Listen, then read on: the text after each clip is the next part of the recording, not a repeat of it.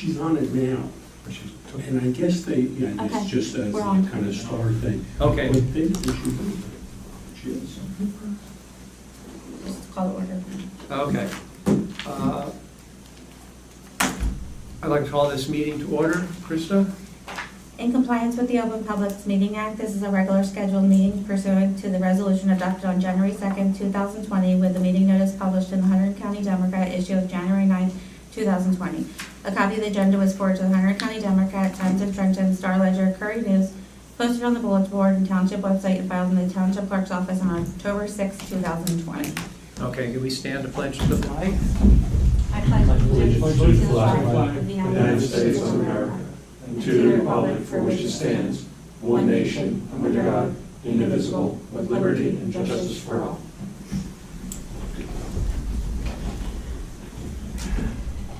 Could I have a motion to enter into executive session, please? I'll move we enter executive session. I'll second. All in favor? Aye. Aye. Okay.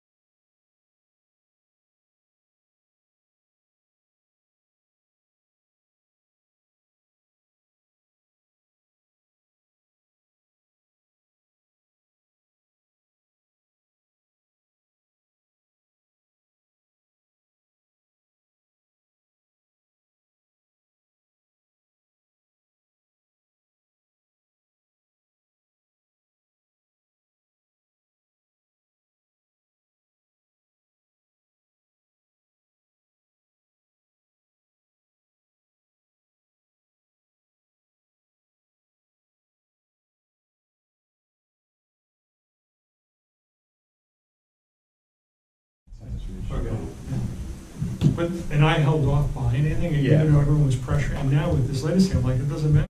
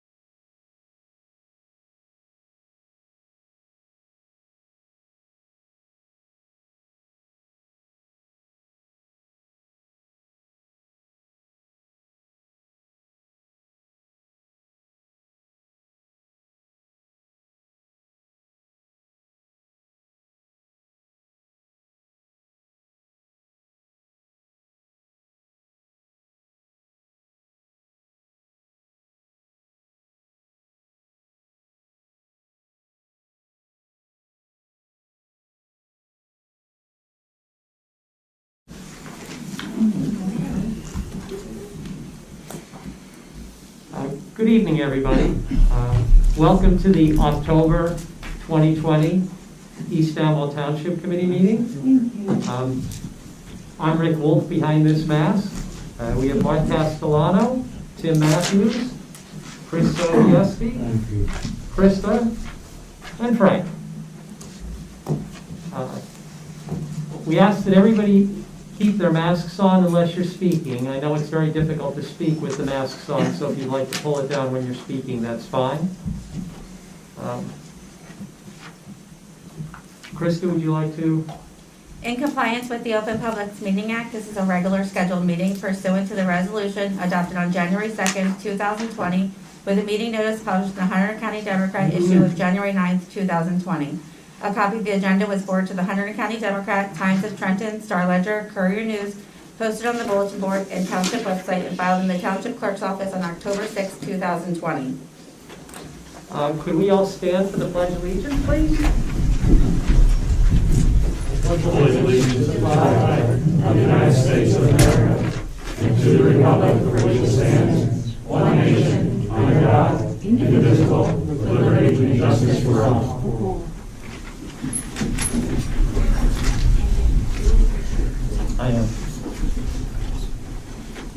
I'm going to change the order on the agenda this evening because we have special guests here this evening and we have quite a crowd. So I'd like to put the big event of the evening first. So I'm going to jump to item 7 and I'll return to the earlier part afterwards. We decided about a month and a half ago, 2 months ago, the Township Committee, that there were a number of people who, over the history of the township, have made significant commitments, significant contributions, significant sacrifices for this community, and they have not been appropriately acknowledged, if acknowledged at all. And so we wanted to change that and start acknowledging people who have made these sorts of commitments and sacrifices, exemplified public service here in East Amwell Township. Last month we honored 2 longtime residents, one who is still with us, one who passed away about a decade ago. This evening we are here to honor Carl Pissell and his wife Sue. We put together a resolution. What we plan on doing is setting up a wall in this building that will have a plaque on it. And each resident that we honor will be placed on that plaque. And with that plaque will be a binder. And in that binder will be a section for each resident that's honored. And in those sections, we will insert a copy of the resolution and any other materials that residents wish to donate that are relevant to that particular resident. Whether it's a note, whether it's something from the past, something they've written, whatever you think represents that particular individual and their contributions to East Amwell. So we have this little history here in the municipal building of residents who have made significant contributions to East Amwell.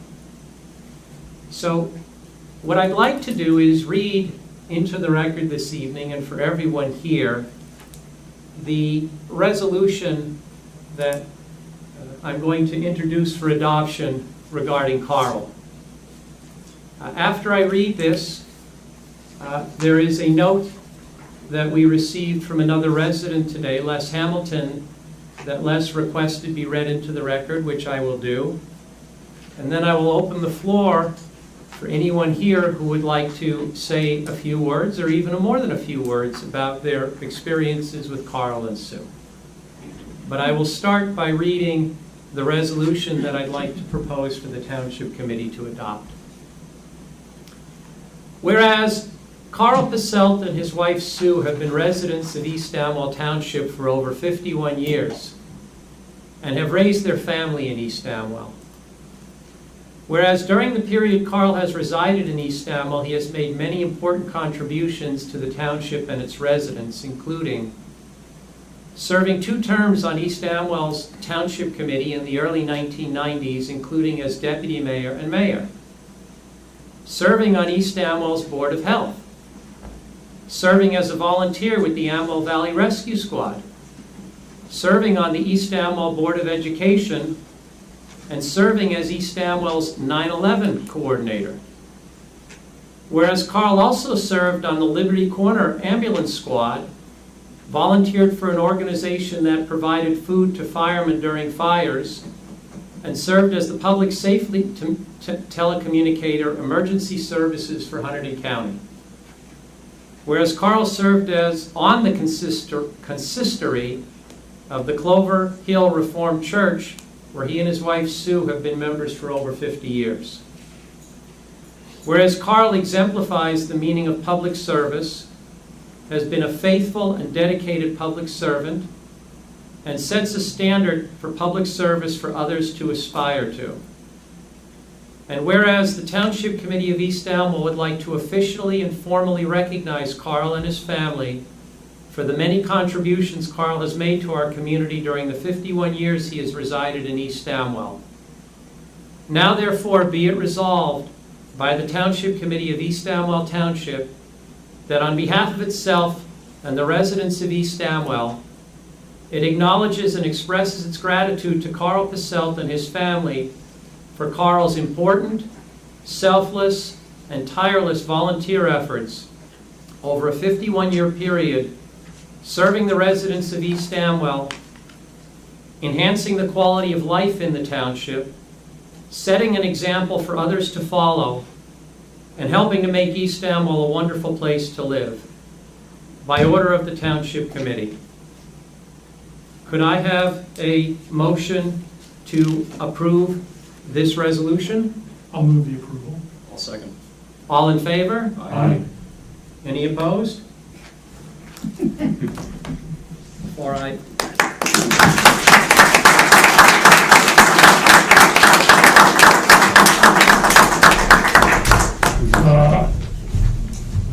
Thank you. We'll come do that. Thank you.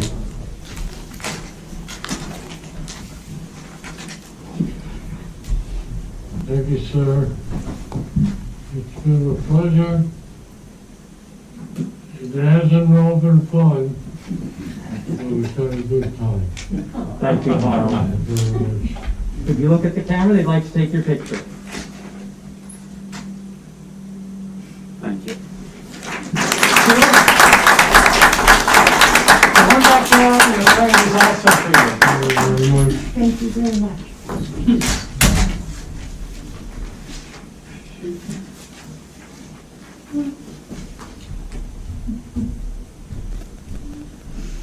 Before I open up to the public, Les Hamilton submitted a statement asking us to read it into the record. He wanted to be here this evening, but unfortunately was out of town, but he really wanted to say something about his experience with Carl, so I'm going to read Les's statement into the record. My wife Debbie and I met Carl and Sue Passelt over 30 years ago and are fortunate to have them as friends. Carl freely gave his time to help our community. He served on the school board, the rescue squad, was emergency coordinator, served on the township committee, and was mayor. I worked with Carl on the township committee. It was a busy and interesting time. During Carl's tenure, some of the important accomplishments were meeting COA requirements, working with the new state procedure to preserve as many farms as we could, addressing traffic problems, and the major rebuilding of the township building, which moved all the offices out of the basement to where the offices are today. This included building a pole barn at the grit yard for more room for our DPW equipment. I remember that Mayor Passelt ran very efficient and effective township committee meetings. We seldom stayed past 10 p.m. and got everything done. Footnote, this township committee could aspire to Carl's standard. Having had meetings that have gone beyond midnight, we could aspire to Carl's efficiency. Carl is respected and admired by everyone who knows him. Our community is lucky to have Carl. And by the way, we are lucky to have Sue. They are a team. I support the resolution honoring Carl Pissell, Les Hamilton. I'll give you this also, Sue. Thank you. Okay. You.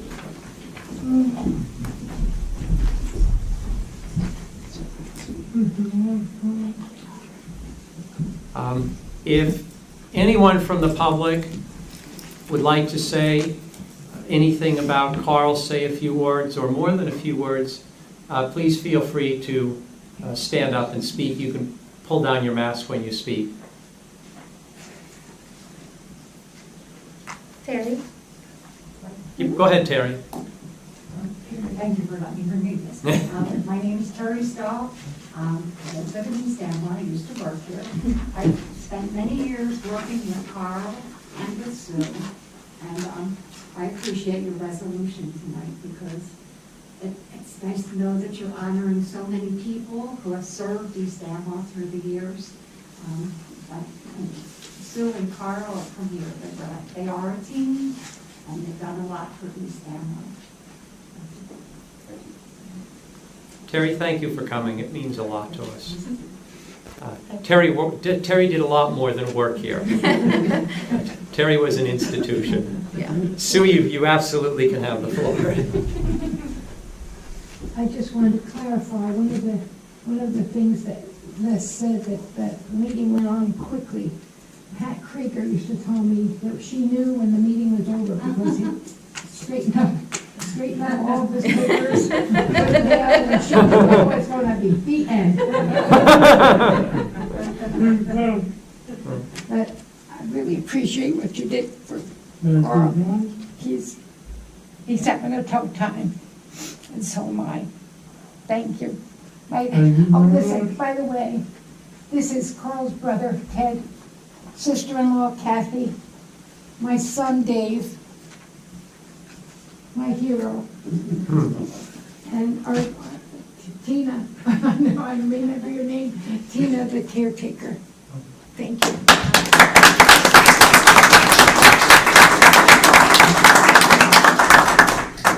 Francis, did you want to? Oh, I'm sorry. No, go first. Francis, would you like to say something? You're welcome to come up front if you'd like. It's up to you. Okay. I can project. Francis Gavigan, Worthville Road. I've been here since 1995, and I had almost always, in meetings and other things, a front row seat to the travails of both Terry and Carl and others doing some challenging episodes.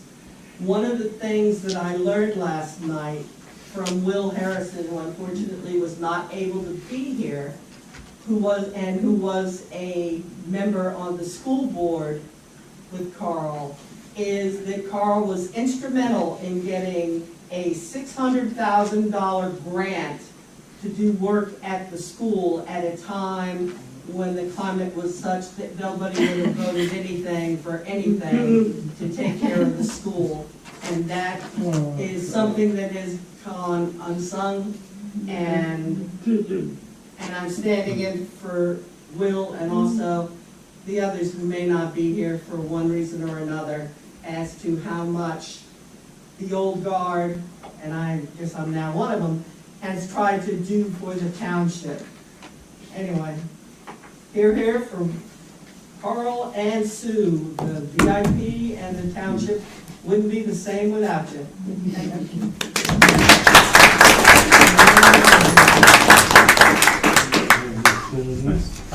First, I want to thank everybody for coming tonight to recognize my dad. I really appreciate it.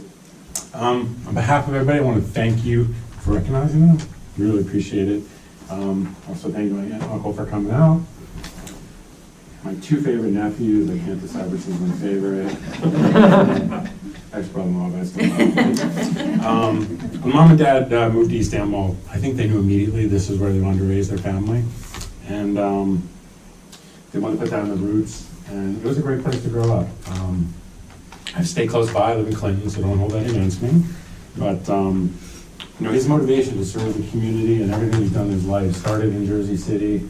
They went to Liberty Corner. He actually helped to build the rescue squad building in Liberty Corner, which is still there today as well.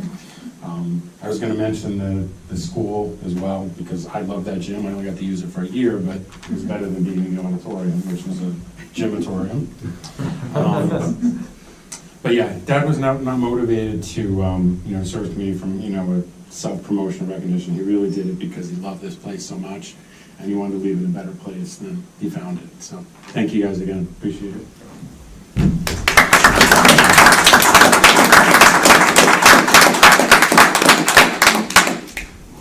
Anyone else like to say a few words? Yes, the young man. I just want to bring up, you mentioned he was on the rescue squad in Amwell Valley, and how much that means to, I know, a lot of people out here. I just want to bring up the fact that his daughter, my mom, Kirsten, also joined the rescue squad because of him, and that led to me joining Flemington Rescue Squad a couple months ago. And it's really meant a lot to the entire family, that he's been really the start of this and led us down this path to help other people, and that means a lot.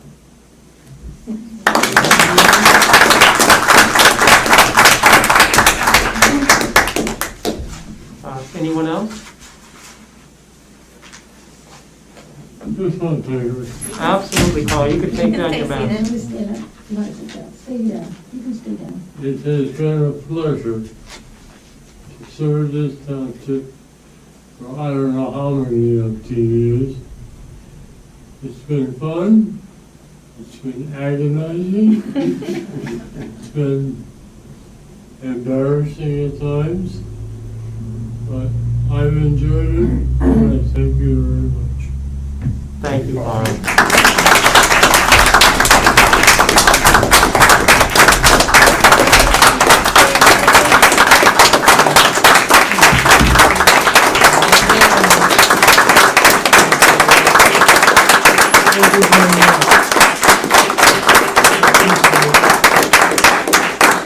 Fun names. I suggest we take a break. Those who want to leave. Yeah. Okay, let me just, is there anyone else who'd like to speak? Okay, then with that, we'll take a few minute break. Thank you. Thank you.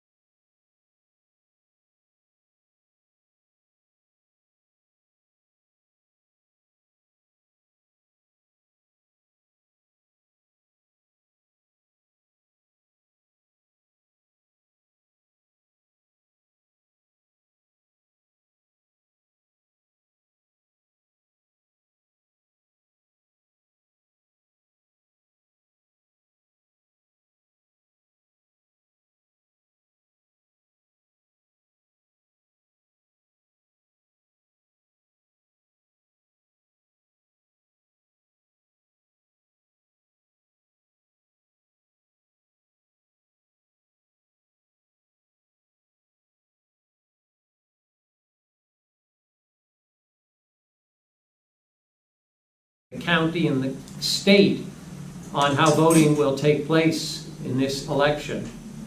The vote is by mail. There will be no machines, with the exception of ADA accessible machines, and only if you make an appointment in advance.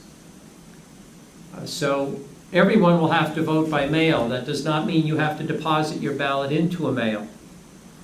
There are drop boxes, secure drop boxes throughout the county. You can go to the Hunterdon County Clerk, Mary Melfi's webpage, and see the locations. You can take your ballot to a drop box. Those drop boxes are secure, and only the sheriff's office accesses those drop boxes. We have not subcontracted out any of that. I believe we are the only county in the state that has not subcontracted out one or more components of its vote by mail. Everything in Hunterdon County will be handled internally, including the pickup and delivery to the Board of Elections of ballots from the drop boxes. You can drop it in the mail if you choose. Wouldn't be my first choice, but people will do what they want to do. You can take your ballot to the Board of Elections in Flemington. You can also take 3 other ballots with you. There's a procedure for that. You can take a total of 4. You can only do that once. You can't take 4 each day. You can take 4 one time. Four different people's ballots too, not for your own ballot. Right. 100% clear. Well, yes. Yeah. Thank you. Or never know. registered voters. Yes. Yeah. The notion of voting early and often is really just joking, not literal. Living. Living humans too. And finally, Cats. if you do like coming to the municipal building to vote, which I do personally, on Election Day, November 3rd, from 6 a.m. to 8 p.m., the same hours that we would vote by machine, you can come to the municipal building. You will sign in like you are voting at a machine. Except you will not walk to a machine, you will walk to a ballot box and deposit your ballot in the box. That's what I plan on doing. I'm going to come on November 3rd, I'm bringing my ballot, I'm putting it in the box. That box will be emptied periodically by the sheriff's office, no one else. So your ballot will go from your hand to that box, to somebody from the sheriff's office, to the Board of Elections. The ballots are secure. No one will know how you voted. Your vote will not be made public in any way, shape, or form. As I said, this is all being handled internally in Hunterdon County by longtime employees. Mary Melfi, her staff, the clerks of various municipalities, including Krista, are working on the vote. So this is going to be as secure as humanly possible. So you should not hesitate to vote. I'm going to put out a short summary of what I've just said, with maybe a bit more detail, and get it posted on our website next week, so that those who haven't voted or who are nervous about voting or are having a difficult time understanding how to vote can turn to that for some guidance. And also there is detailed guidance on Mary Melfi's website, our county clerk. Rick, can I just make a comment on that? Will Absolutely. the township building be open on election day? Or are we Yes. gonna- Okay, so we're going to be open? Yes, Okay. we have, We're going to vote here. Right, but I mean, the municipal offices will still conduct business also, or is it just going to be a? no, we're open. Yeah, no, they'll be open for business. We have to be, I have to be here from, Pam and I will be here from 6 a.m. to 8 p.m. Okay. And if any resident needs a ride, I usually take election day off, and I'm doing that again this year. So if anybody needs something, a ride somewhere, I'd be happy to pick you up and take you to where you need to go. Can we post that? Sure. Okay. Tim's Uber. Tim's voting bus. Happy to do it. No, look, I think that's great, because there are residents who may need that assistance, and it's very nice that you offer to do You it. could add that I've already had COVID, so I'm a safe bet if you want to take it. Thank you, Tim, that's very, not about telling us, but thank you for doing, it's very nice. It's very nice. Okay. This is the point in the meeting where I started doing this a few months ago, and I actually greatly enjoy doing this, where I acknowledge residents who have gone above the call of duty during the past month. And there are a few that I'd like to acknowledge this month. First of all, I'm going to discuss this in more detail later in the meeting because we're going to adopt a resolution, but I want to thank Allison Castellano and Krista, our clerk, for the hard work they did over the past few months, getting us to the point where we can now put in place a procedure where residents can make payments online. Particularly in this COVID era, I think it's very important that our residents have that opportunity.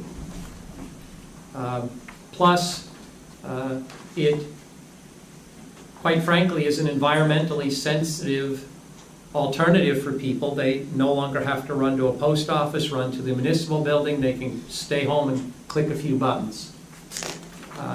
It was not easy to come up with a process that was cost-effective and efficient.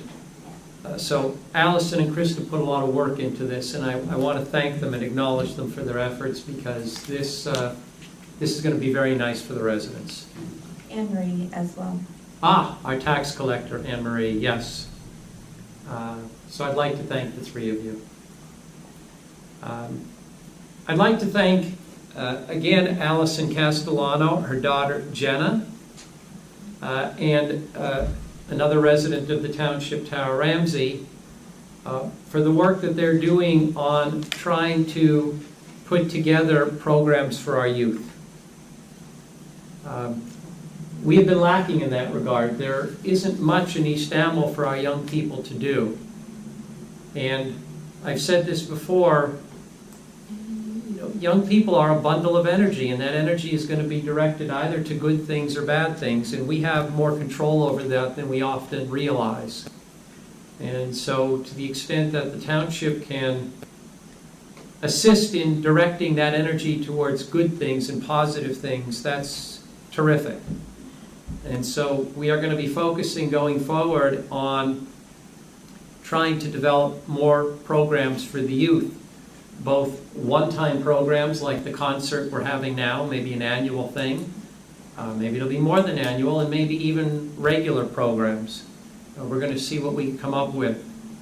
But I think this is a terrific start, and I want to thank the three of them for the efforts that they made in getting this off the ground, and I really hope we get good attendance this week. I hope we have good weather.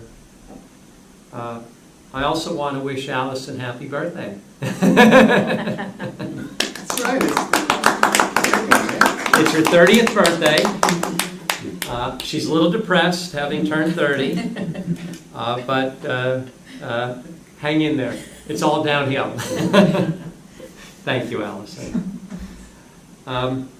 I want to thank our recycling committee. The recycling committee works the depot every first Saturday of the month. The depot is 3 hours from 9 to noon. That's the period in which the recycling committee interacts with the residents. But I want people to know that the recycling program is a lot more than those 3 hours. It's an awful lot more. And the people on the recycling committee, I've learned over the last year, work very hard and are very dedicated. And I mean, they work really, really hard. And they do a terrific job. There's a lot going on behind the scenes that people don't see. And I just want to thank the recycling committee for all that they do for this town. I want to thank our DPW. Our chip seal program for this year is done. The loose chips have been swept. The roads look good. But they did a lot more than the roads, a lot more than just chip seal. As part of getting those roads ready for chip seal, they dealt with significant drainage issues, with infrastructure issues, underground pipes, underground springs, parts of roads that are collapsing. It was a lot of work to get those roads to where they are. Are they pristine? No. Realistically, we're not going to have pristine roads in East Amwell, and quite frankly, I think most residents don't want pristine roads. But what we have to have is safe roads. Roads that people can travel on safely, can exercise on safely, roads that don't accumulate massive amounts of ice in the winter, roads that are easy to plow. And our DPW has been working very hard on that. They are through 11 miles, or about a quarter of our roads. And we're just going to keep plugging away each year. We've handled the low-hanging fruit, if you will, the last 2 years. The roads are going to get harder. They've spent the last few months working on Wagner Road. That needs a lot of work. They are trying to get a head start on next year, so they're doing Wagner. And so far, they've been doing a great job. I had some feedback from a couple residents on Wagner Road. They're very happy. Next year, the plan is to chip seal it. But this year, they've been doing a lot of patching. It needed massive patching work. Stabilization, drainage, they're dealing with those issues. So I really want to thank the DPW. I think they've done a great job. And they're also some of the nicest people you'll meet in the township. Finally, I'd like to thank the Sauerland Conservancy. They do a great deal for East Amwell. I could spend an entire meeting talking about what they do for this township, for the Sauerland Mountain. But right now, they are involved in a very large project dealing with the consequences of the emerald ash borer. Basically, that's the insect that's destroying the ash trees. And a significant number of ash trees on the mountain are either gone or will be gone in the next year or two. And the Sauerland Conservancy is taking the lead in dealing with that, in getting trees replaced, in getting rid of the dead trees, in educating people on what they can plant other than trees as a replacement to the dead trees. Addressing deer management issues, deforestation. I know some of the people at the Sauerland Conservancy. They are incredibly dedicated to what they do. And I just want to thank them for their efforts. Later this evening, we're going to adopt a resolution in support of their current project of addressing the emerald ash borer, but I wanted to give them a special acknowledgement for all they do here in East Amwell. And as residents are deciding to what organizations they want to make charitable contributions, I ask that you reflect on the organizations that have given back to our community, that make great contributions to our community. And the Sauerland Conservancy is certainly one of those organizations. Okay, I am going to now move on to item 8, I guess, right? Natalie. Oh, Natalie, how are you? Good. Come on up. And we will interview. Hi. How are you doing? Good. You can sit down.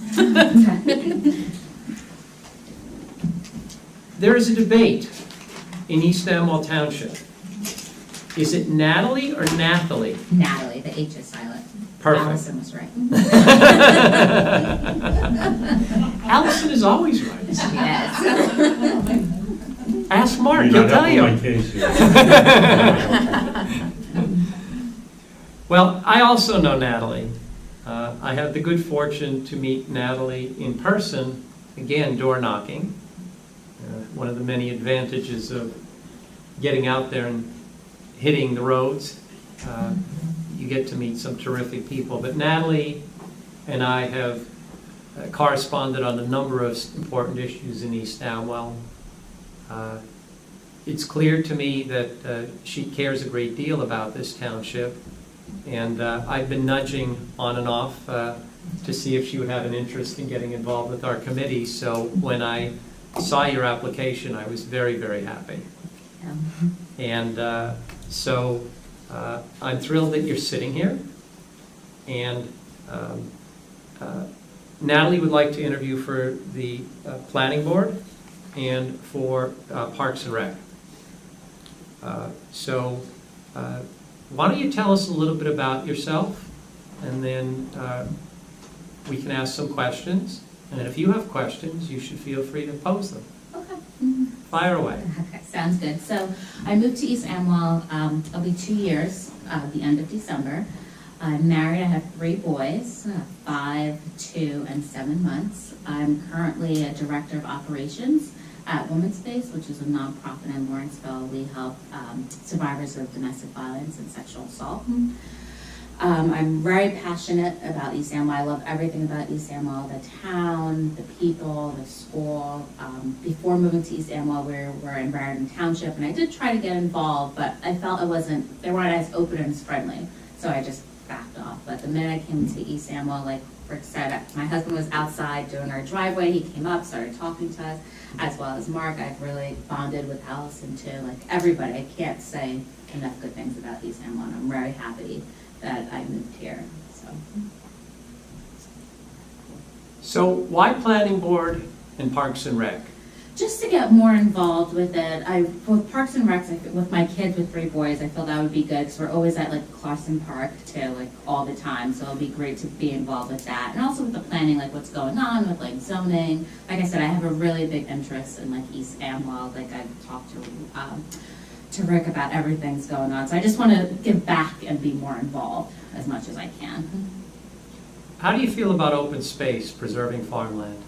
I feel very passionate about it. I think it's very important. Like that's one of the things when we moved down here, you're driving down and you just see like all the farms, like the horses, like all the houses are separated. Like again, when I came from Amwell Township, like we're all on top of each other. So that was like my main thing to come out, where it's like more land, more rural, quiet, which I love. Are there things you'd like to see us doing that we're not doing? Can't think of any now. Like I have to say, I think you guys are doing a phenomenal job. Like you were saying, like the roads. Like I live on Backbrook. Like they just finished like the bridge, which was really good. You guys are like on top of everything. So I can't think of anything at this moment. But it's like I said, I think you guys are doing a great job. I like that answer. Well, I'm sold. Anybody else have questions? Well, it's going to be obvious the time commitment, because you got 3 very young. I always Staple. have, I That's a have to staple answer that question. I know, but it's the one that has to be answered. Yeah, so as I said, I started my job as HR and then I moved into operations. Somehow, I don't know, I make time for like everything. I guess I'm really good with organizing. My kids, all 3 of them are on like a strict schedule too. Like they're all asleep by 7 o'clock. Like I'm very good at organizing, and when I'm passionate about something, I always make sure that I make time. And plus I have a husband who's very supportive too. He works from home. Like currently, my son is doing remote learning. So if I'm like busy or whatnot, he's able to help out. We also have family, like my mom is close, as well as my mother-in-law. So I would definitely make time. If I knew that I couldn't do it, then I wouldn't. For sure. What's the old saying, if you want something done right, give it to a busy person? For my wife. Right. Well, same thing. Or Allison, right? Who's a busy person. Tim, you have any questions? No, not at all. Chris? I'm good. I like what I hear. I like the enthusiasm. Look, like I said, I've had email correspondence with Natalie on a number of issues over the last couple of years. I could tell she's very passionate about things. I'm absolutely thrilled that you're sitting here. I really am. And we'll get back to you in the next few days. Okay. Do you want one, the other, or both? Is there like number 1 and number 2, or do you want them, what would you like? I think for me, they're both the same. I would like to be on both if that's possible. But whatever you guys decide, I'll do. Yeah, I just have to check and see under the rules for planning boards if you can be on an advisory committee in the planning board. I think, I have to check. I know there are certain statutory committees, you can't be on them and on the planning board. Okay. But our Parks and Rec is an advisory, it's not statutory. Correct. You could be on. So I think you can be on Parks and Rec and planning. I have to confirm that, but I A little think. different for environmental commission. Yeah, those are statutory, but our Park and Rec is not statutory, it's an advisory committee. we'll get back to you in a few days. Okay, sounds good. Thank you. Thank you. We had two great candidates tonight. We're very lucky. Good time of year to have it. Yes, it is. Okay, I guess let's go for we're all over the place. I had to find where we are in the agenda. Update from the CFO. You're playing CFO tonight, so you go ahead. Yeah, so update on the budget, again, just showing where we're falling short, same line item. Is there significance to the color this time? It's usually red. Yeah, no, I think she just chose a blue highlighter this time. She has Does it mean it's really big or really good? She has an array of colored markers. Margaret and I went through the best practices survey together. We reviewed it 3 times and we submitted it. So that is done. And we're doing good? We're doing good. Okay. Okay. And then the next is yours.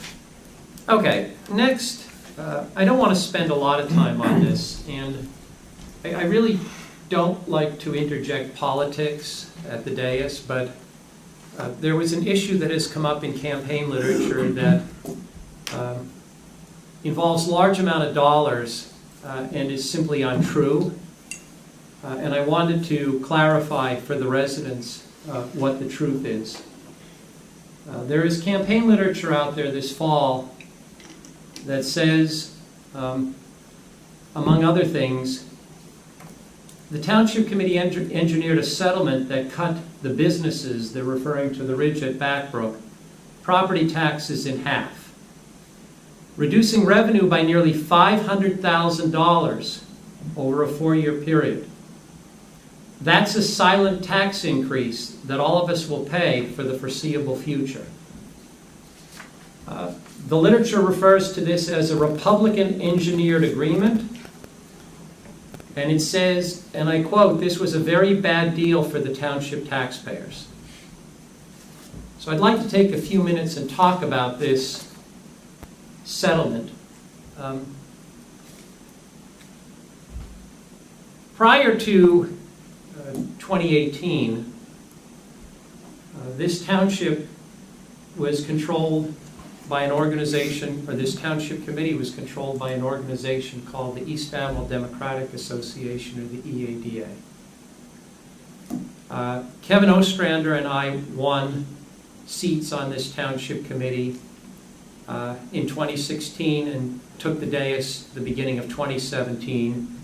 Tim and Pete won in November 2017 and took seats in January 2nd, 2018. So on January 2nd, 2018, the township shifted from being controlled by the EADA to being controlled by 4 residents who ran because we wanted to make East Amwell a better place to live.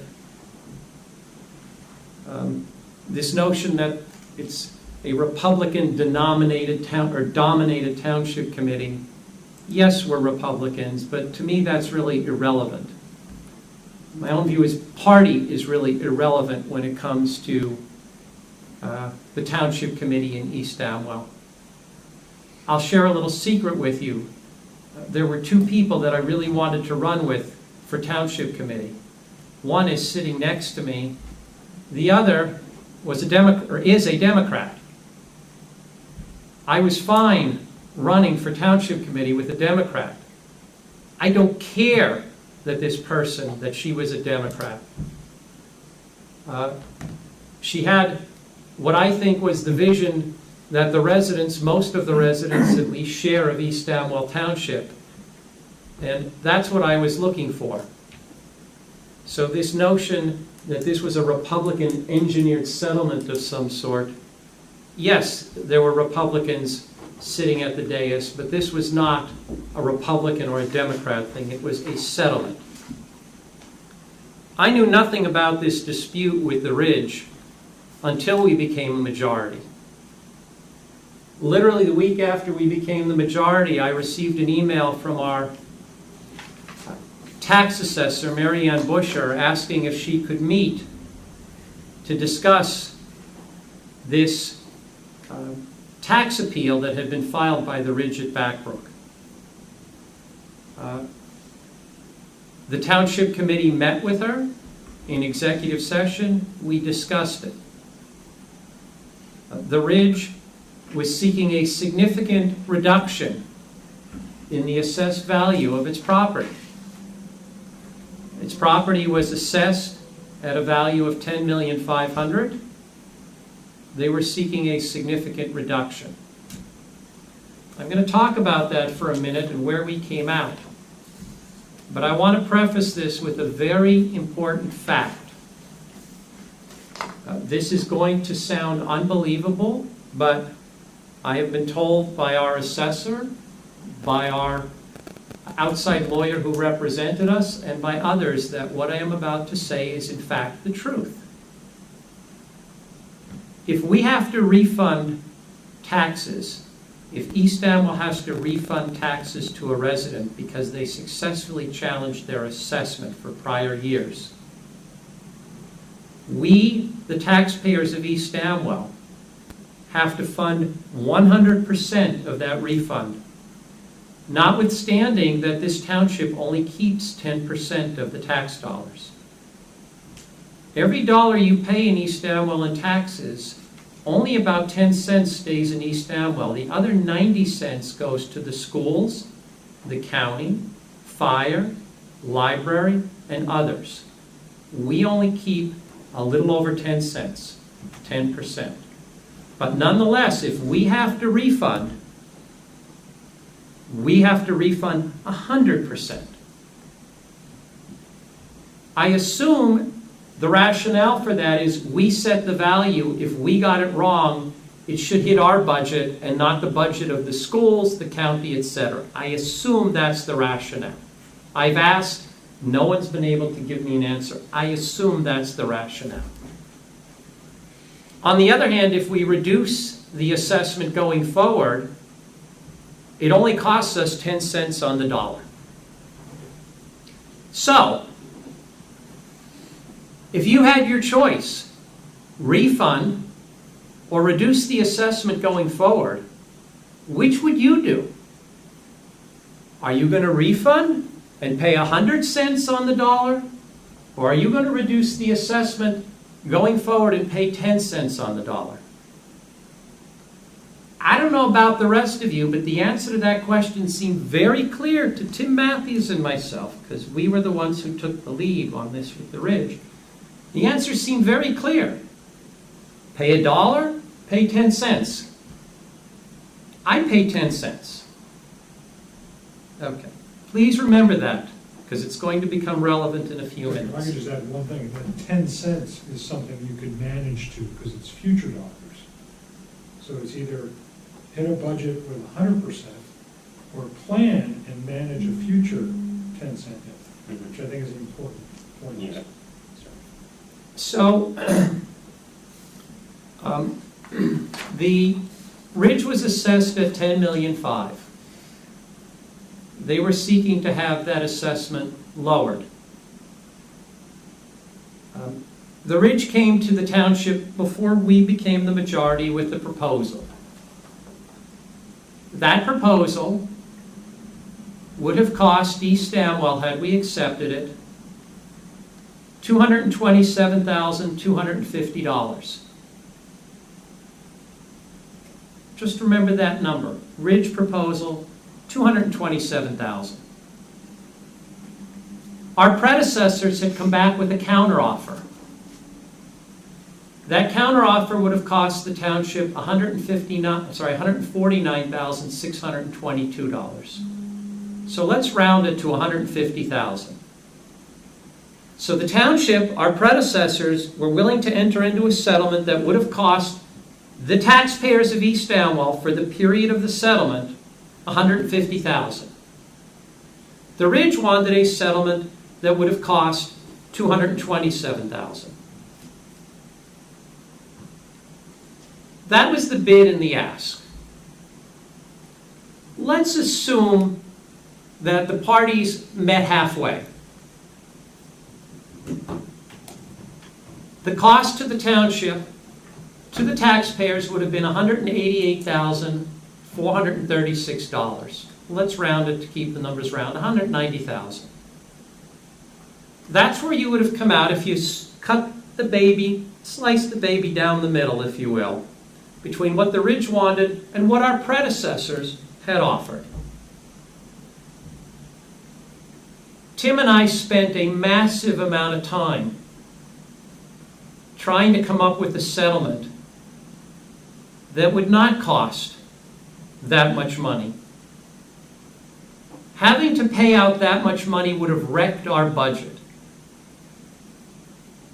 The work that we've been able to do over the last 2 years, the chip seal, the new equipment for the DPW, replacing 10-year-old computers here in the municipal building, etc., out the window. Our entire operating budget around that time was probably around $1.3 million. To have to pay out $190,000 would have wrecked our budget. So after a significant amount of work, what we did is we agreed with the Ridge that we would lower their assessment from $10.5 million to $6 million, but only going forward for the next 4 years. They would agree to concede all the taxes they were seeking for the prior years, 2013, 14, 15, 16, 17, and 18. The cost to the taxpayers of this settlement was $50,000. Now, the reduced revenue over the 4-year period was $500,000. We eat 10% of that. That's the $50,000. So when this political literature out there says this took $500,000 of revenue, the cost to the taxpayers was $50,000 over 4 years, $12,500 a year. So now let's go back to our choices again. $50,000 under our settlement. The settlement that was offered by our predecessors, $150,000. The settlement that the Ridge offered, $227,000. Which was the best settlement? This ain't a trick question, okay? Do you want to pay $50,000? Do you want to pay $150,000? Or do you want to pay $227,000? I think we did a great job. And by the way, the $500,000 number that Jarek and Marshall keep throwing out, which really isn't Jarek and Marshall. This letter is really being written by Les Hamilton. But that number assumes that we litigated and won on the $10.5 million valuation. So they're comparing where we settled with the current valuation of $10.5 million. Now, I can tell you that our expert that we hired told us that it was unlikely, very unlikely, that the court was going to uphold that $10.5 million valuation. That valuation was an old number. As you know, golf courses are dropping by the wayside. Golf courses throughout this country are going under every day. People aren't playing golf. Young people, millennials, don't play golf. Golf courses are dying. So the notion that we would have maintained a $10.5 million valuation is a fantasy. And to litigate this case with the Ridge, our lawyer told us was $90,000 to $100,000 to litigate it. So yes, we could have litigated, spent $90,000 to $100,000, and hoped that the court upheld the $10.5 million valuation. But our expert, who has significant experience, told us that was an unlikely outcome. His advice was settle. So we did. And I think we struck a good deal. Do I think the Ridge got a good deal? Yes. Do I think we got a good deal? Yes. Is the Ridge happy entirely? I'm sure they're not. Are we happy entirely? No. That's the nature of a settlement. A good settlement is where each party walks away, okay, comfortable with what the result it reached, but neither party is thrilled. That's the nature of a settlement. I will also tell you that while the EADA, Les Hamilton and others are out there criticizing us, there's a fact that they're not disclosing to the residents. The initial value of the Ridge, when it opened, its assessed value was just under $20 million. How did it get from an assessed value of $20 million to an assessed value of $10.5 million? The EADA entered into a settlement with the Ridge, reducing its assessed value from $20 million to $10.5 million. That's a bigger decrease by far than the decrease we negotiated. Why, in the words of Marshall and Jarrett, or really Les Hamilton, was our settlement a very bad deal for township taxpayers when their settlement, which was a massive cut, wasn't? To the extent that Les, Marshall, Jarrett would like to come in and discuss this, they're welcome to reach out to Krista, and we will put them on the agenda for the next Township Committee meeting, and I'll be happy to sit here and discuss it with them. But they better come very well prepared, because I am.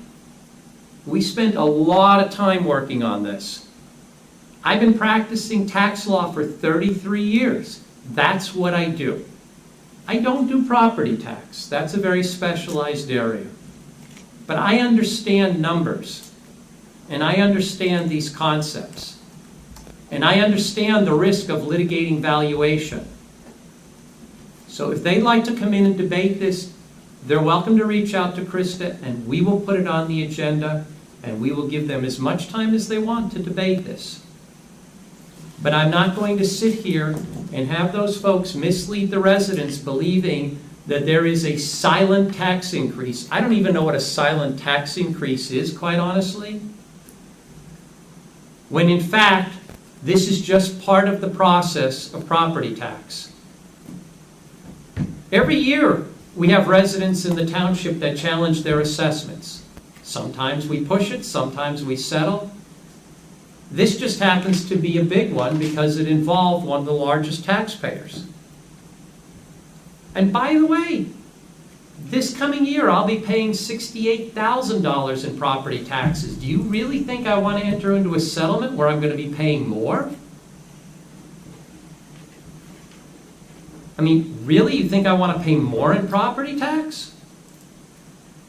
So, again, I don't look to make this day as political, but when I see something like that, that is just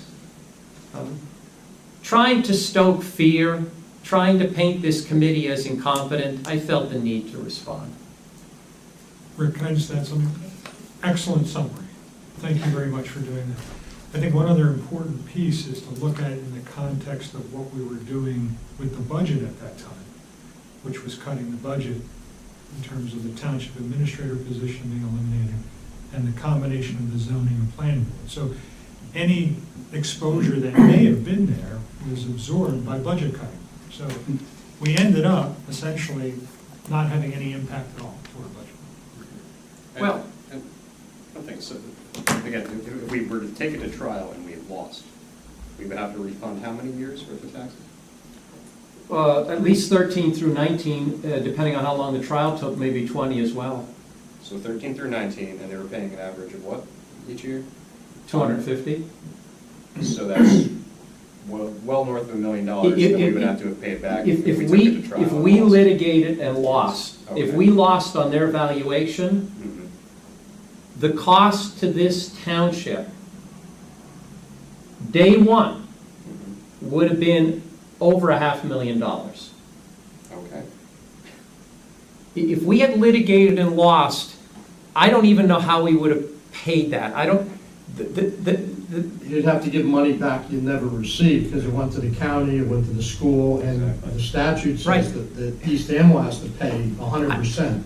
you know, our CFO said she doesn't even know where we would come up with the money, and we can't just raise taxes. It's not a capital expenditure. I don't know what would have happened had we litigated and lost. Would have been a disaster. We never had to figure out that Armageddon scenario, because Tim and I realized after this process went on for a couple of months, that was not a viable alternative. Litigating this to fruition was not a viable alternative. The legal fees, the risk of losing, it just wasn't a viable alternative. We had to settle. And as I said, I think, look, I'm obviously not entirely objective here by any means, but I think we did a good job. And 50,000 were that ridiculous amount. Pretty obvious, at least in my estimation. so, look, as you could tell, I was quite agitated when I saw that in the campaign literature. And Kathy will tell you, I generally don't get agitated. I don't get agitated if I'm called a liar, a bully, an illegal resident. I moved into my house illegally. The most obnoxious man in East, I don't know if they said man or person, but one of the two. I mean, all sorts of things. This year I'm not even running and I'm getting attacked like crazy. That doesn't bother me. I don't take any of that personally. That's just background noise.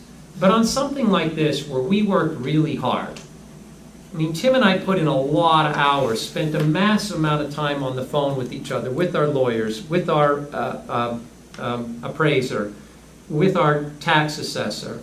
And we worked out something that we thought we did a good job. And to be attacked on something like that, on grounds that are totally untruthful, that just bothers me significantly. So I wanted to go on the record to clarify that. So with that, I will get down off of my soapbox. And let's go to, I guess, 10. Item 10, standing committee reports. Tom Rue, who is a member of our recycling committee, decided to resign. So could I have a motion to accept his resignation? I move to accept his resignation. I'll second. With regret or not with regret? With regret. With regret, okay. We're happy he's gone. No. Any questions or comments? All in favor? Aye. Anybody opposed? Okay, the minutes. Item 11, approval of the minutes. I had some comments to the regular minutes. They were in the Google Drive, so could I have a motion to approve the September 10th, 2020 regular minutes? So moved. I'll second. Any questions, comments? All in favor? Aye. Anybody opposed? The September 10th, 2020 executive session minutes, they were fine. I had no comments. So could I have a motion to approve those? So moved. Second. Any comments? All in favor? Aye. Anybody opposed? Okay, we are now to item 12, open to the public. Could I have a motion to open to the public? So moved. I'll second. All in favor? Aye. We are open to the public. There is a 10-minute limit, but you are free to discuss anything you would like. Anyone from the public like to speak? Francis? Go ahead, Francis. Francis, Emptied out, but I'll still project. before you speak, I'm just going to stand for a while because of my back. I don't mean Yeah, to be no. intimidating or anything. I haven't fixed him after turning 5 years. Why don't I think you can stand intimidate Francis. No. Is that even possible? Francis Gavigan, 123 Wartsville Road. I don't have a dog in this race. I haven't gotten the political whatever that you're referencing. But I have been present for the vast majority of the meetings over the last 25 years. And I recall quite clearly the discussions and the realities that were being faced about the tax assessment of the ridge, and the filings that were sort of an annual thing for years and years and years that predate all of you. And even I, who am a skinflint, could see the wisdom of acknowledging reality and making as good a bad deal as one could in the certainty that one would have been hurt by it, and as one of the taxpayers that would have been hurt, and welcome to here, would have been the same kind of thing. It was a good deal, it's a fair deal. It is silly season, and there is flotsam and jetsam and manure flying all over the airwaves, the mailboxes, and anything else. And I tend not to accept anything from anybody but what I see. This is not, if anybody knows me or has any credibility, belief in my credibility, this was not a valid attack. So that's that. As a member of multiple committees, historic preservation, environmental, and planning board, please would you recruit some people for the historic preservation and for the environmental commission, because hitting a quorum and getting anything done without warm, viable bodies to actually do some things is impossible. And as one that, you know, is looking to reduce my busy person doing busy things, you know, we need help.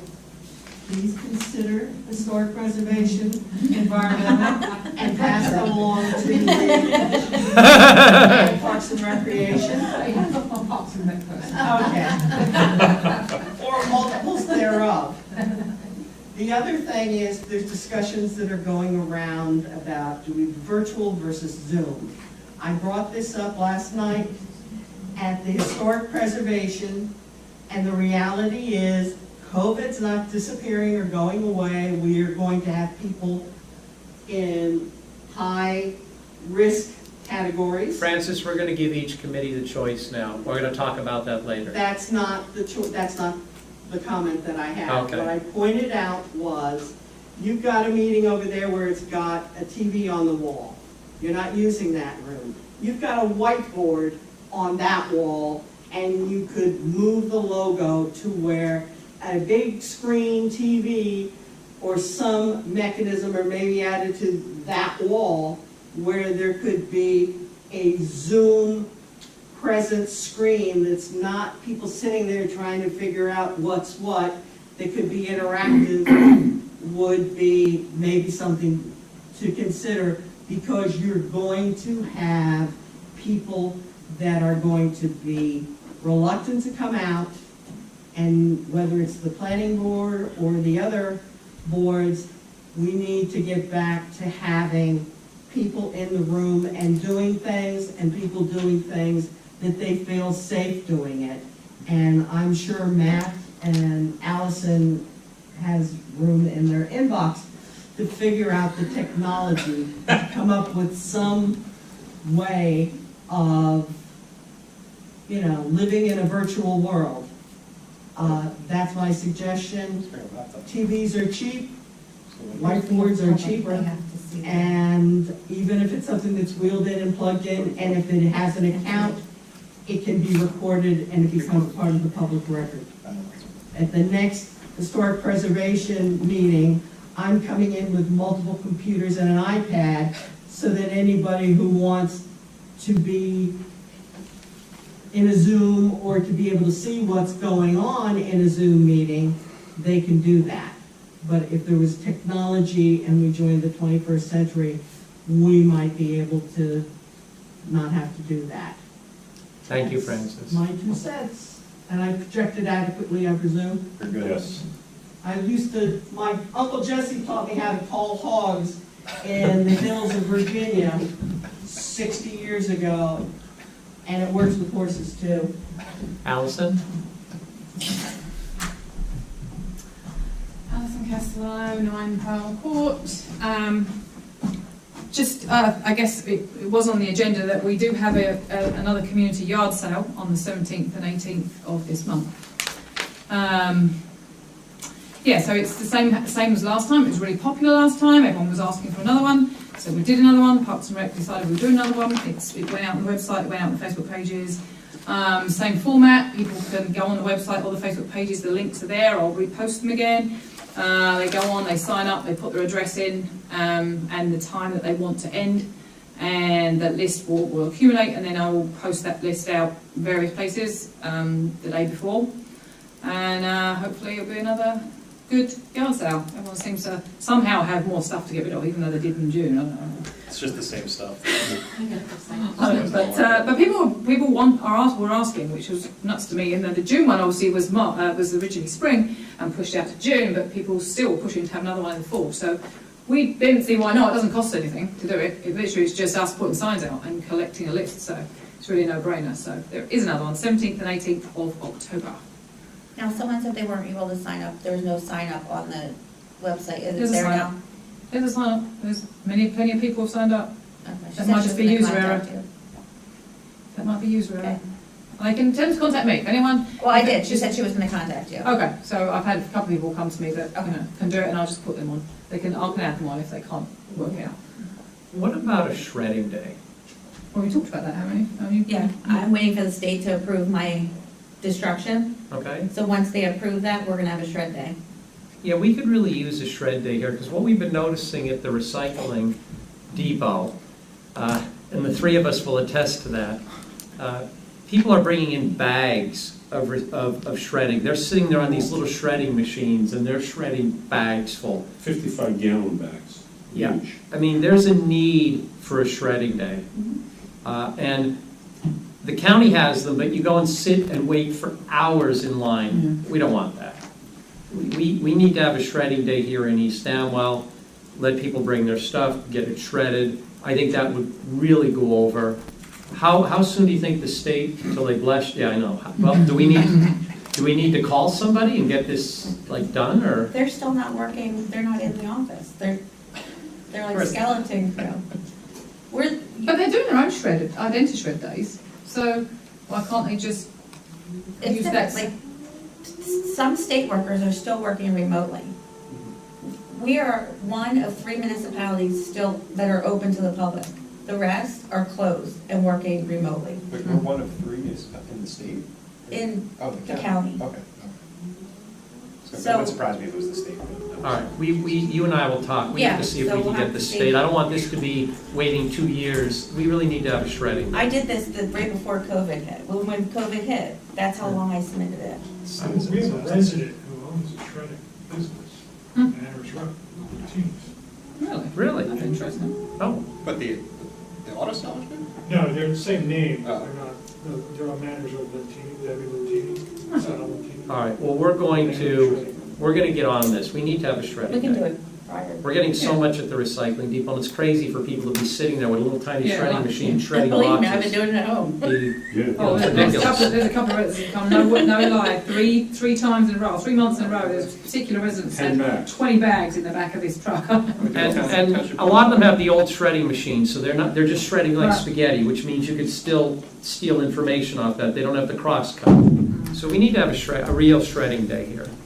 All right, we will work on that. Okay, while we're on recycling, just to re-emphasise everybody, please flatten boxes that you bring to recycling depot. Mainly you guys are out there doing the actual boxes and stuff that comes in, and when we're there during the 3 hours that it's open and manned between 9 and 12, every box that comes in, even if someone doesn't do it themselves, we're flattening the boxes. But it's only logical that if you don't flatten the boxes, there's a lot of airspace in between every box that's thrown into that dumpster, and it fills up much quicker than if your boxes are flat. So if you're bringing boxes, please flatten them. It would be probably beneficial to yourself that you can get more in your car to bring it, and secondly, we will be able to get a lot more in dumpsters. Because every single month when we go back at the end of a Sunday, when you've got, we're manning a recycling depot until noon on Saturday, and those dumpsters are still there until Monday morning. By the time we swing back round there on a Sunday to see what's going on, they are, even as an example, last depot, when we left there, the cardboard dumpster was maybe 50% full, right? Everything flat and everything else. By the time we went back on end of Sunday, it was over 100% full. It was all spilling out the top. It's all got boxes sticking out the top. You know, it's full, you know. Unflattened boxes. Unflattened boxes. So you really need everybody's flatten them. It doesn't take 2 seconds to do, and I think it's not too much to ask, so that would be great. And then the last thing, just on going back to the Fall Fest this Sunday, the weather isn't looking particularly favourable for Sunday, unfortunately. If you look on the weather, Sunday, we've had these amazing full days. This amazing weather last weekend was amazing. It would have been great to have had it then. But Sunday to Tuesday is looking pretty heavy rain. So it's highly likely that they're going to have equipment, their electronic equipment, and everything in the park. So we can't do it, even if it was, a little rain, we can't do it. So it will get postponed likely if it's rain. It is going to get postponed to the following Sunday. Everything's lined up for the following Sunday as well. So I just ask everyone, keep an eye on the website and the Facebook pages. I will post it by Saturday morning, what's happening. And we'll know by then, but it's looking pretty rough for the rain on Sunday, so the likelihood is it will get postponed to the 18th. That's it. So we learned 2 things tonight, if nothing else. One, $50,000 is better than $150,000, and flat boxes are better than boxes that are not flat. That's right. So, you take away. Okay. So, If you take nothing else away from this. right. Okay. So, anybody else from the public? Okay. Motion to close? So move. I'll second. All in favor? Aye. Okay. Consent agenda items. We will do all 3 at once, correct? So they are listed here. One is the resolution to approve the renewal of the Harvest Moon plenary retail consumption license. Gotta have it. And It's an important part of my life. the other 2 are related to taxes, refunding a duplicate tax payment, and authorizing cancellation of 3rd and 4th quarter taxes for a 100% disabled veteran. So could I have a motion to approve these 3 items, these 3 resolutions? So move. I'll second. Any questions, comments? I'd just like to commend Mr. Kaminsky on his service, and I fully endorse his resolution. Amen. All in favor? Aye. Anybody opposed? Okay, I guess my wife and I have to exit for a few minutes while the Township Committee does the item 14.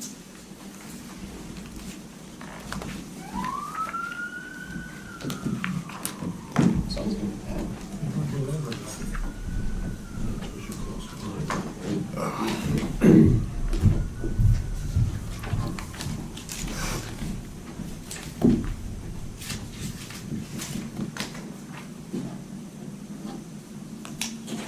There we go. Okay. So Rick is gone. I am in charge now temporarily for the next 2 minutes. Okay, so we have on the agenda this evening the introduction of Ordinance 20-18.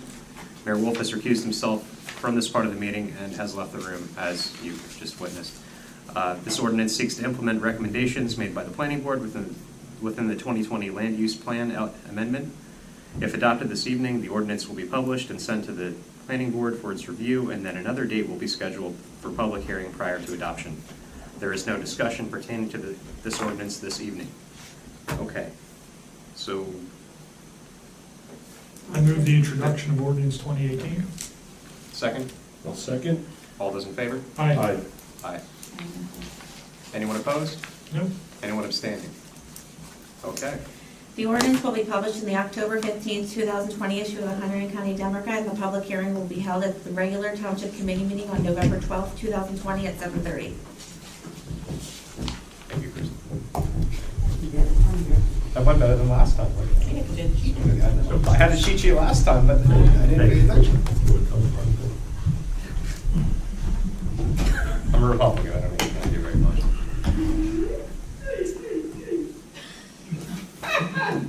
Okay. Francis is calling the horses.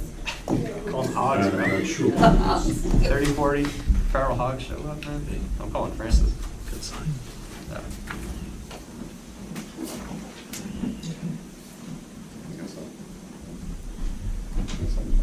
You guys are very efficient.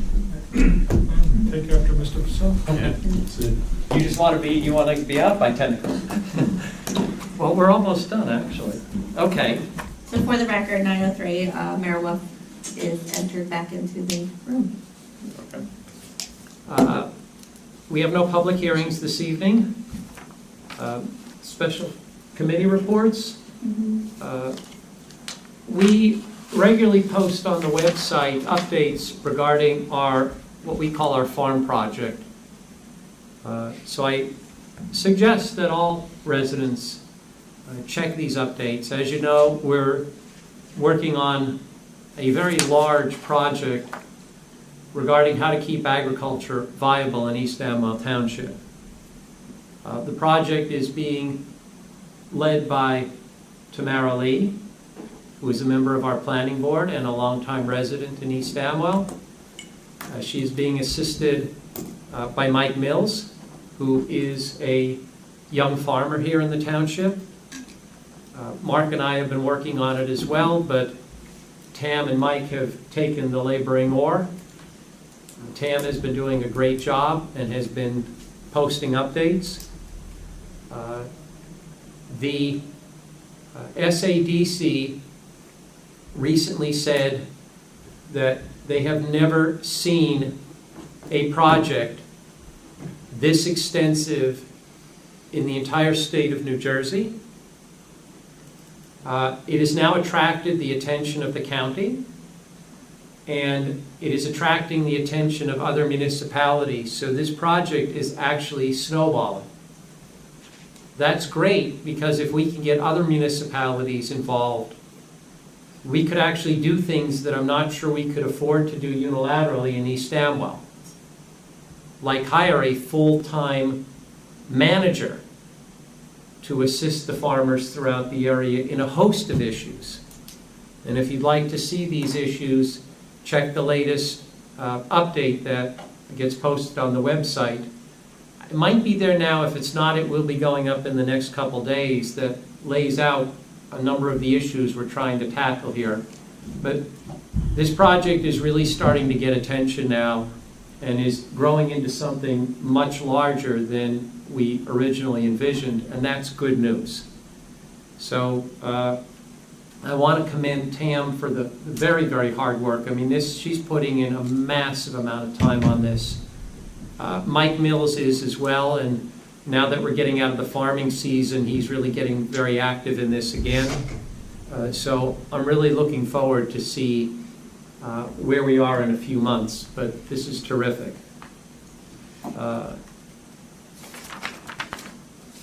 Unfinished business, item 16. I mentioned earlier that as a result of the hard work of Krista, Anne-Marie, and Allison, we are about to roll out an online payment system.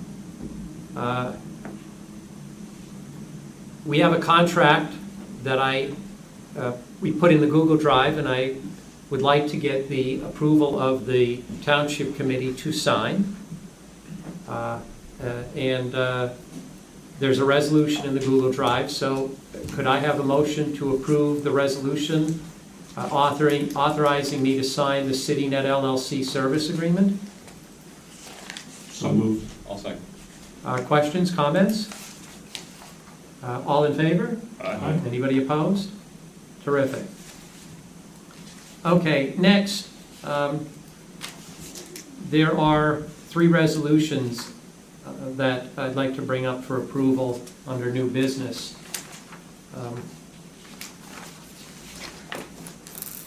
Normally I don't read these resolutions into the record, but the resolution dealing with the emerald ash borer, I'd very much like to read into the record, because I want the residents to understand what we're up against and what the Sauerland Conservancy is trying to deal with. So if you'll bear with me, it'll only take me a minute or two, but I'd like to read this resolution into the record.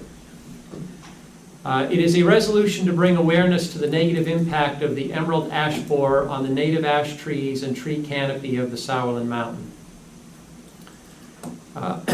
Whereas the emerald ash borer is an invasive species of beetle known for its metallic green color that feeds on and ultimately destroys all species of North American ash trees.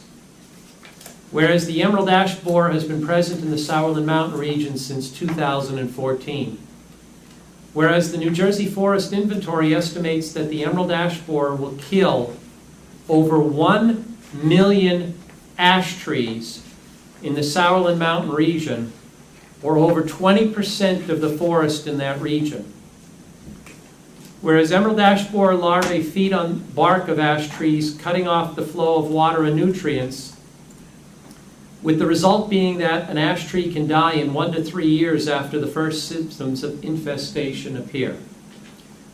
Whereas symptoms of an emerald ash borer infestation in an ash tree include leaf loss and dying branches, D-shaped pencil-sized holes where adult beetles exit the tree, and blonding patches of bark and stripping of bark by woodpeckers who feed on the larva.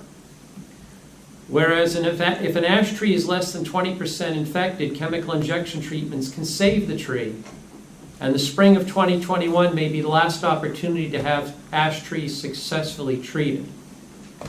Whereas emerald ash borer infestation quickly weakens a tree, making it very brittle, leading to sudden cracking and shattering, and only 1 to 2 years after it dies, an ash tree infested by the emerald ash borer can snap in half unexpectedly and dangerously. Whereas a severely infected ash tree can be left to die naturally if an area is open, where its falling will not harm a person or property, or it can be carefully removed. Whereas the earlier an infested ash tree is removed, the safer for the homeowner and the lower the cost. Whereas infected ash wood should be chipped into pieces no larger than 1 inch to destroy any emerald ash borers within the tree. Whereas an ash tree is removed, or whenever an ash tree is removed, another native tree of a non-ash variety should be planted. Whereas the Sauerland Conservancy is a local nonprofit organization working with municipalities and environmental groups to educate the public about the serious emerald ash borer problem in the Sauerland Mountain region. Whereas by posting information on its website, offering educational webinars, and hosting a virtual Save the Sauerlands Solo Fest on October 10th, the Sauerland Conservancy seeks to raise awareness of the emerald ash borer crisis, raise funds, and engage volunteers to replace ash trees with alternative native trees and protect them from foraging deer. Whereas the Sauerland Conservancy believes it is important to bring awareness of the emerald ash borer devastation in the Sauerland Mountain region and to provide the citizens and elected officials of the Tri-County area with the information necessary to address the fiscal, safety, and environmental impacts of this very serious epidemic.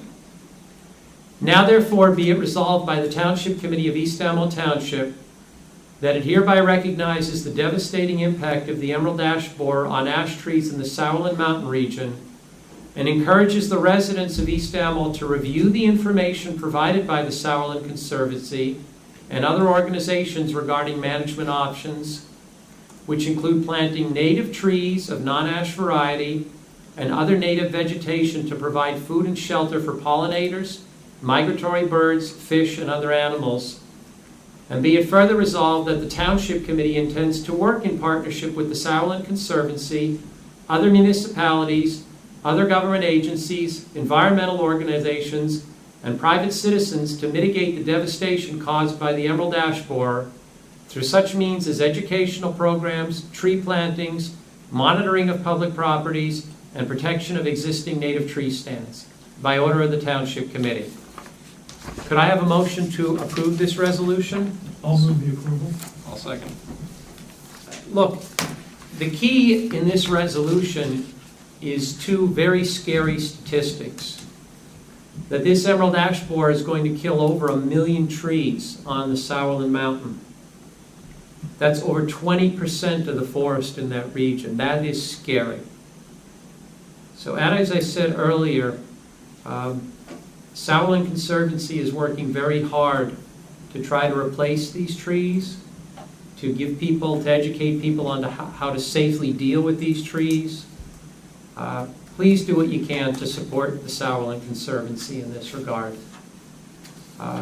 I'd like to add something, Rick, if I could. I live on the Sourlands. I have 10 acres of forest management property, and I'm estimated to have about 45 ash trees on my property, and they're all dying or dead. And what's most worrisome is, as I walk the roads, the ones that are dying along the roads, these are the future power outages of the next 5 years. And as we all know, that when the power goes out in the mountain, it's very difficult to get it restored.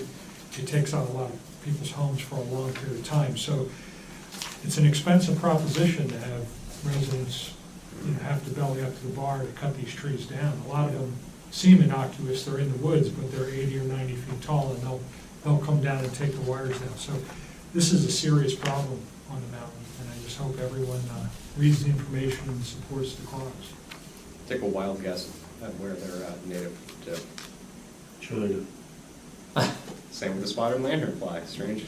And another thing that's been, brought to our shores that we're all aware of. So. Just an interesting fact.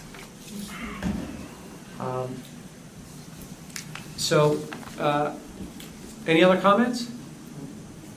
Could I, all in favor? Aye. Anybody opposed? Okay. Next, we have a resolution to appoint Lisa Zanatti as our Parks and Recreation Advisory Committee Secretary, our Historic Preservation Committee Secretary, and our Environmental Commission Secretary. As you know, over the last few months, we had the secretaries for those committees resign. Krista has been filling in. We were looking to find replacements. These are not high-paying jobs. We were trying to bundle all three and have one person take all three. Unfortunately, we were able to do that. In fact, Lisa is looking to take on even additional work in the township if and when it becomes available. Allison and Krista interviewed her. As I understand it, they both very much liked her. And that was good enough for us, since they will be working with her on a day-to-day basis. So I thought it was crazy for us to interview her and not have the people who will be working with her on a day-to-day basis interview her. So we had Allison and Krista interview her. With their big thumbs up, I would like to introduce this resolution. Could I have a motion to approve it? So moved. I'll second. Any questions or comments? All in favor? Aye. Okay. And lastly, in terms of introducing resolutions, I would like to introduce the resolution appointing Assured Partners of New Jersey as our risk management consultant. We interviewed Assured Partners, Mark and I. Krista was also part of that interview because, again, she will be working probably more with our risk management consultant than even we will. We were looking for a proactive risk management consultant, someone who would come in and regularly advise us on changes in the law in New Jersey and what we could do to minimize our exposure. I was introduced to someone from Assured Partners who recommended them very highly. Like I said, we interviewed them. We were very impressed. They were very proactive. We haven't even hired them yet, and they've already been sending useful information to Krista. Mm-hmm. So I think we are making a good move here by bringing them on as our risk management consultant. So with that, could I have a motion to approve the resolution appointing Assured Partners? So moved. Second. Any questions or comments? I think the public should know that this really doesn't cost us anything. We're paid out of the insurance premium. It's paid anyway. So. Yeah. Yes, and if we want to stay with our current insurer, we have to have a risk management consultant. That is a mandate, and the insurer pays the cost. It is not costing the taxpayers anything. The insurers like municipalities to have risk management consultants because obviously the more the municipality knows about avoiding risk, the less money the insurance companies have to pay out. We wanted a proactive risk management consultant, and like I said, I think we're making a good choice here. It's a one-year appointment, so if we're not happy, we can always appoint somebody else, but I think we're making a good move. So with that, all in favor? Aye. Anybody opposed? Okay. Next, on to item 19. We are in the home stretch here. The bills of the evening. Could I have a motion to approve the bills of the evening? So moved. I'll say. Any questions or comments? All in favor? Aye. Anybody opposed? Okay. Any questions about the correspondence? Just this hazardous discharge, was this at that property that was recently preserved? Well, there are two hazardous discharges. One is at a resident's home, and it's standard. There's an oil tank being removed. The other is at Wardsville Industries, which again is being remediated. So those two are pretty standard. The Kingwood Police are behind. Yeah, Why? she's just back in the office. Okay, because we just got August report and it's October. She was working from, she was out of the office, she just got back into the office. I always find these reports interesting. They tantalize you because you read some of these items and wonder what it is. And you really can't get the information because they won't share detailed information with you about them. But I do find them interesting. I look mainly to see if there are any burglaries or those types of things that we really need to be worried about. Fortunately, we're not having that, but nonetheless, there are always items on this report that intrigue me.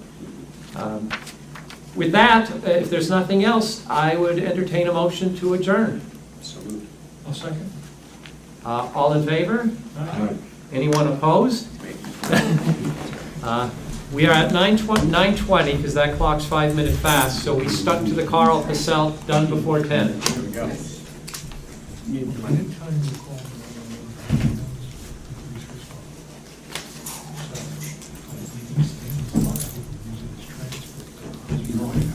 I need you